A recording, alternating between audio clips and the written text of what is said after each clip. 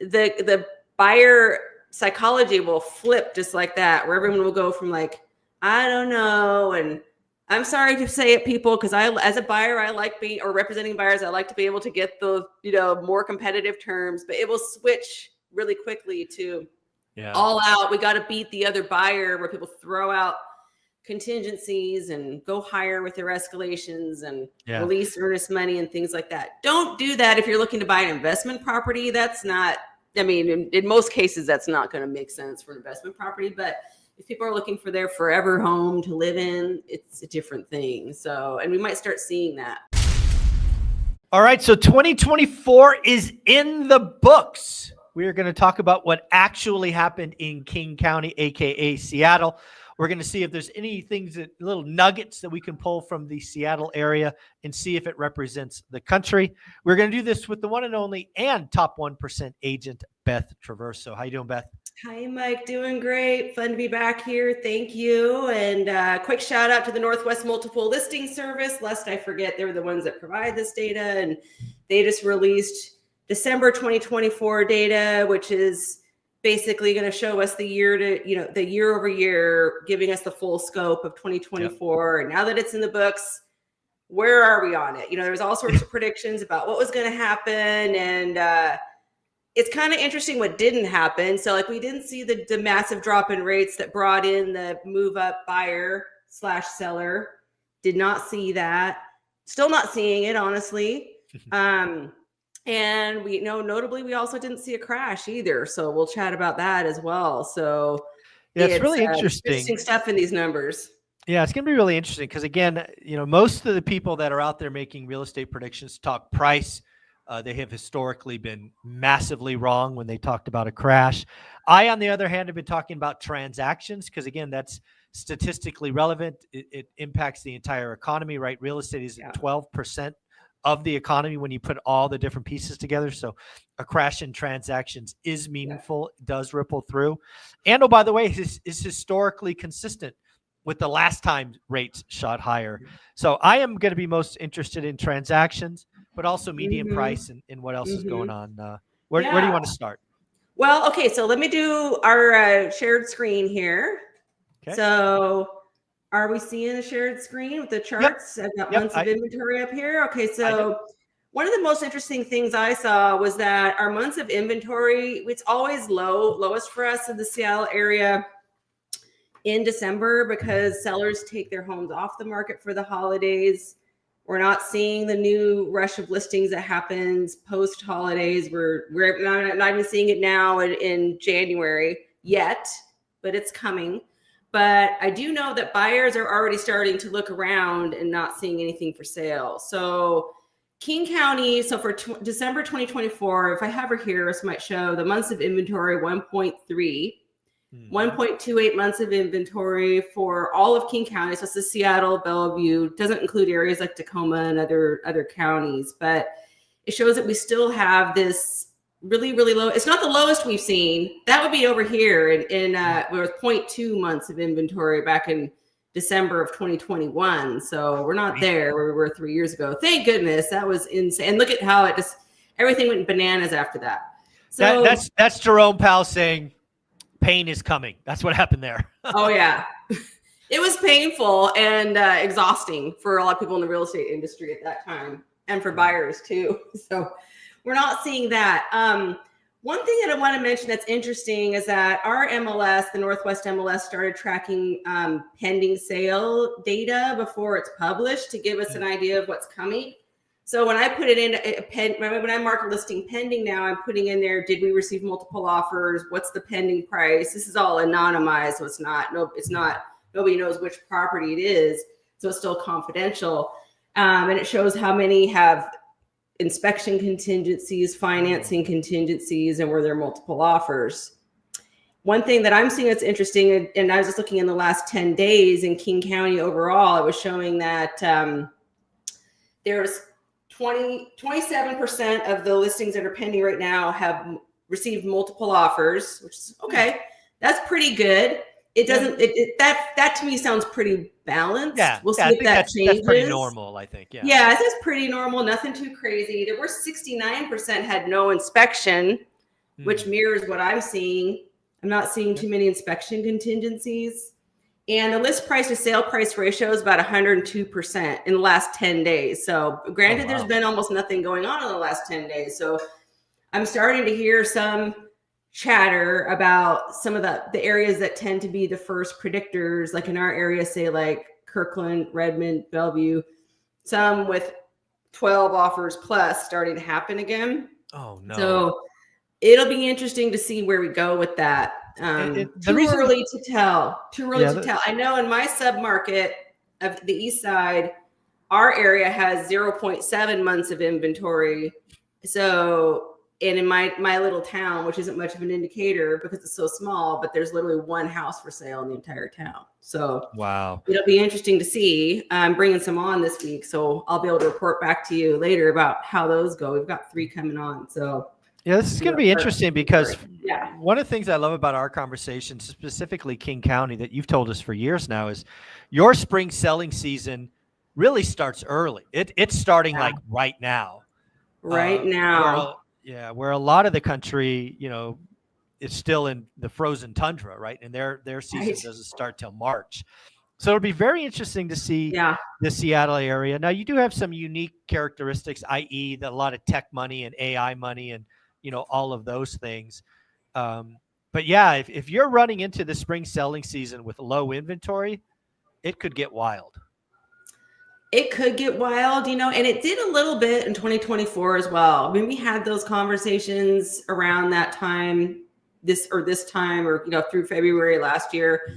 The question is it going to hold? So, because you can see here, like here's the sales price, median sales price for 2024. It topped out right around just under $1 million here.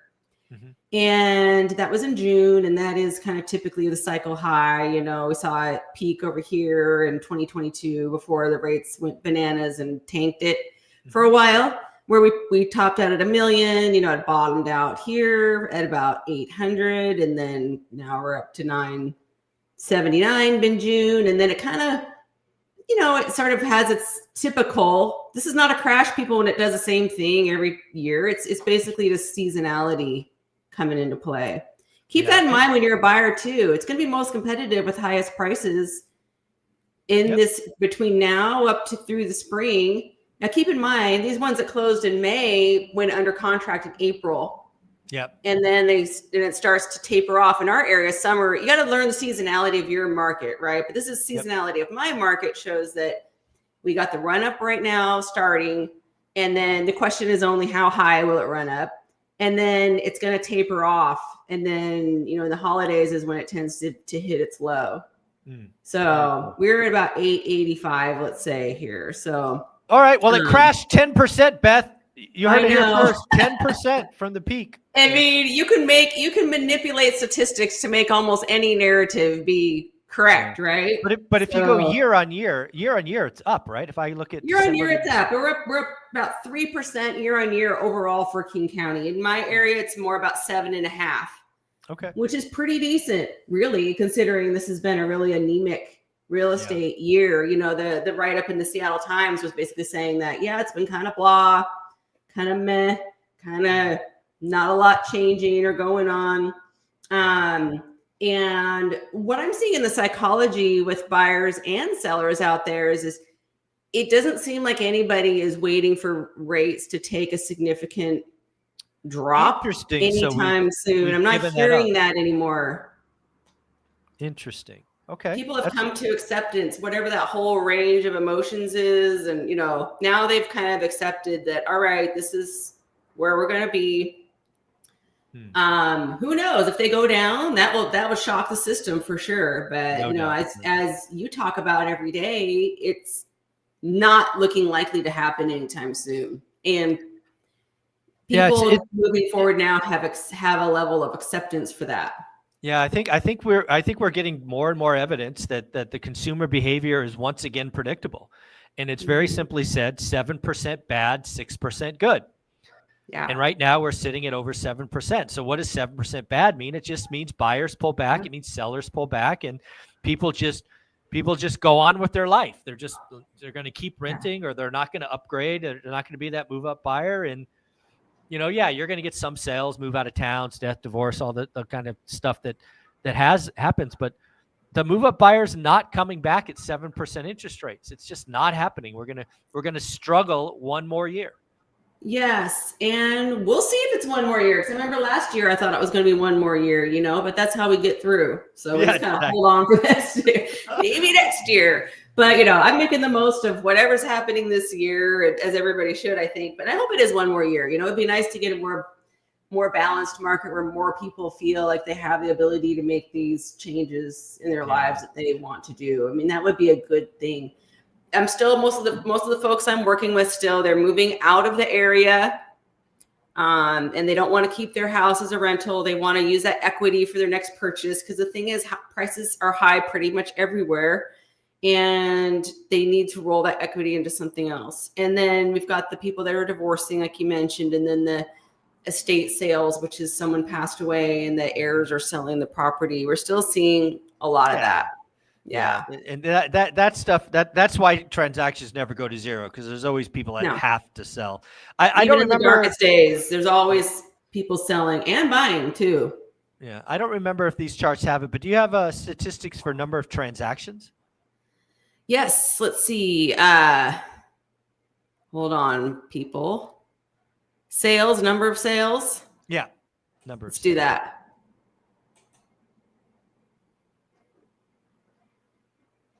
I think this includes condos too, by the way. But here you see also the seasonality of it too, right? Yep. The up and down. But the question is, where is the line going overall? And here we see, 2020, crazy. This was pandemic here, and then it went up, this. So we're still, sales are for a county that has over 2 million people, there were 1,204 sales in December. That's wild. That's wild. 1,200. Tough for people in the real estate industry. There's a lot of people dependent on these number of sales and the income that generates or doesn't generate. We're used to it by now, those of us who've been doing this for a while. But how many agents? Just wild ass guess. Just wild. Oh gosh, I'd have to look. I think it's many thousands. Yeah. In our Northwest MLS, I want to say something. There's I think over. Oh gosh, I don't want to say it's wrong. Maybe it's 10,000 agents or something like that. And the vast majority do less than one, even when the market was good. Transaction. I was going to say you'd have to, right? If there's 10,000 agents. Look at this, yeah. The pros are still doing well. The people that don't treat their business like a business are struggling. So yeah, this is why I'm becoming more convinced about this early call. I think 2025 is going to be slightly worse than 24, right? Total transactions. But 2026 will be 10, 15, 20% better than 25. Mm-hmm. Again, you're coming off a small base, but here's the rub. Your competition is going to collapse. The people that are holding on by their fingernails, they're just going to go away.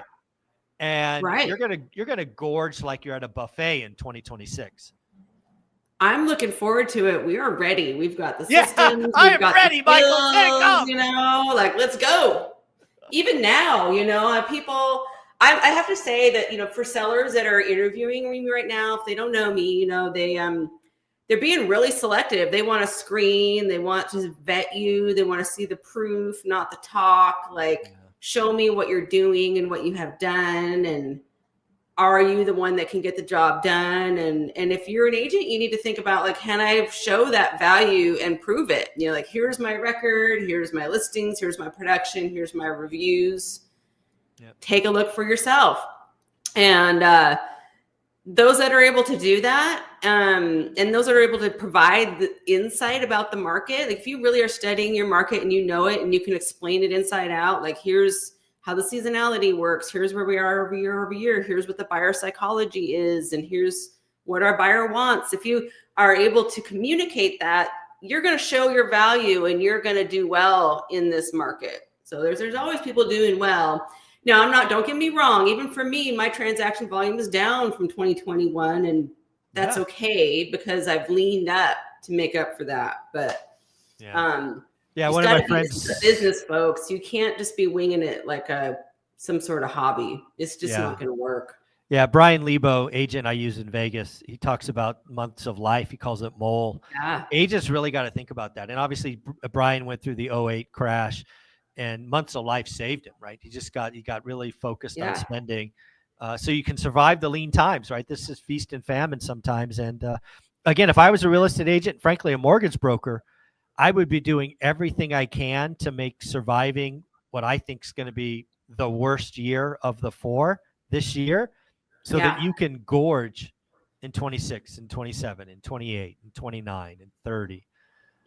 Yeah. And the months of life, like Brian talks about, so true, because when you have an actual business, there's overhead involved in that, and you need to watch that because that can suck you dry if you're not careful. Yeah, And lots of little holes can be a problem. yeah, and there can be a bit of a roller coaster too. The more I refine things, the less peaks and valleys I have. But if there's, if you're working and not prospecting, looking for the next business because you're working so much, you're going to find a lot of up and down roller coaster months where, for sure, if you're not good at saving your money and budgeting, you can find yourself in a really tough position. And a lot of people are being forced out of the business too, which I don't mind. The barrier was too low and there's too many. So yeah. Well, let's paint the picture of the rest of January, because again, your spring selling season, given your history, starts now. So if it was going to be like previous years, the first thing that we should start seeing in the next couple of weeks, is it more inventory? Is it more visits to open houses? What would you expect over the next? Yeah. So for example, we're bringing on 3 this week. I just put one on this morning. I'm already seeing the showings, people reaching out, things are popping. Mm-hmm. And so what I'm watching is I'm going to be seeing how many phone calls am I getting? People calling, asking, buyer agents asking we do seller pre-inspection. So like asking for that. And I have them ask me for that so I can track the people asking for the report. So I get a list. How many people are requesting the inspection report? Are they asking buyer type questions? There's certain things that people will ask if they're considering making an offer. What's our private showing activity? Open house activity, I think, is a huge indicator, even more than it used to be, because we're seeing a lot of qualified buyers are choosing to come through the open house rather than do a private showing these days. So agents, if you're not doing open houses, get out there. Yeah, what are you doing? Have another partner agent do it. Just that house needs to be open at least Saturday and Sunday, every weekend, because buyers want to just pop by without convincing anybody.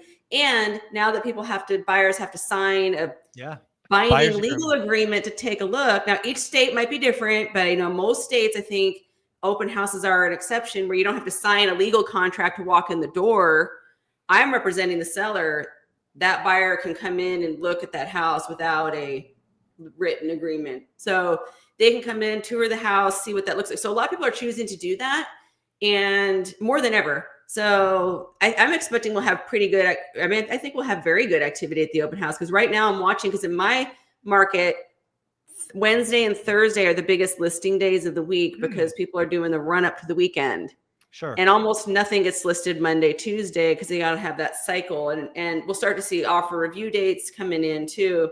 So what that means, the offer review date in our market, offer review dates are super popular. So we say we're listing the house on Thursday. Any offers will be reviewed on Tuesday. If we have them, we'll just see. We'll give it a chance for everybody to take a look, see how it goes. If we start to see those going for over list on offer review date and getting very competitive, the buyer psychology will flip just like that, where everyone will go from like, I don't know, and I'm sorry to say it, people, because as a buyer, I like being, or representing buyers, I like to be able to get the, more competitive terms, but it will switch really quickly to all out. We got to beat the other buyer, where people throw out contingencies and go higher with their escalations and release earnest money and things like that. Don't do that if you're looking to buy an investment property. That's not, in most cases, that's not going to make sense for an investment property, but if people are looking for their forever home to live in, it's a different thing. So, and we might start seeing that. But next week, I'll be able to give you more data about that when we chat about how things are shaping up there. But I expect that it's following the pattern of we're going to start seeing that a little more, just because of the lack of it. This one I brought on this morning, there's nothing competing with it, not even one house. So Wow. it's going to get all the attention. So we'll see where it goes. We'll see where it Yeah, goes. I'm open-minded. this is all going to be about supply and demand, and the unfortunate thing about 7% plus interest rates is it doesn't get that marginal supply. It really only gets the people that have to sell. And this is interesting. You know, I've been doing this for, I feel super old now, but this is my 27th year selling real estate. And one of the things I love about it is it's always something different. And these last few years, if you had told me 5 years ago that rates can go up and prices will remain steady or even rise, you know, which they have been rising, I would have had a hard time believing that, because I go, well, the affordability, et cetera, and all these things. But now I realize, okay, the supply part is extremely restricted. Yep. And that has a huge impact. Like, we focus so much on demand and what buyers are willing to do, but if the sellers aren't there, well, I mean, it's econ 101, right? But you know, I hadn't seen it in action until these last couple of years. So it's interesting. You know, we'll just add it to the knowledge bank. So yeah. Well, there you go, folks. 2024 is in the books, depending on how you want to look at it. You could say King County is down 10% from the peak. That would be technically correct. Or you could say it's up 3% year on year. Also technically correct. Beth, if somebody wanted to reach out to you and see what's what, or better yet, get a referral to a top 1% agent, how do they do that? Yeah, probably the easiest way is to message me, Beth Traverso Group, BethTraversoGroup.com. It goes straight to me. I answer personally, so feel free to reach out. I love it when one rental at a time folks do that. And you can also find me on social media and message me there too. So, and in school, I like to jump in and chat on the school chats too. That's fun. So there you go. Beth, you're amazing. We'll see you in Vegas. Okay, yeah. Looking forward to it. Later. Bye.